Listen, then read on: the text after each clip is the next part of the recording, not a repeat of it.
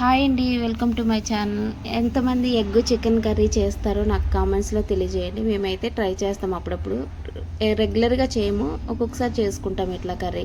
చాలా బాగుంటుంది. ఏమైనా చికెన్ ఏమైనా తక్కువ ఉండేటప్పుడు అలాంటప్పుడు ఎగ్స్ కూడా యాడ్ చేసుకుంటే చాలా బాగుంటుంది. ఫస్ట్ అయితే మనం కళాయి పెట్టుకుని ఆయిల్ వేసుకొని ఎగ్స్ అయితే ఏవైతే మనం ఒక 6 తీసుకున్నామో అవి చక్కగా ఫ్రై చేసి అందులోనే పసుపు వేసి ఫ్రై చేసి పక్కన పెట్టుకోవాలండి ఎగ్స్. తర్వాత అదే ఆయిల్లో మనం ఆనియన్స్, పచ్చిమిర్చి అది ఫ్రై అవ్వడానికి కొంచెం సాల్ట్ వేసి ఫ్రై చేసుకోవాలండి.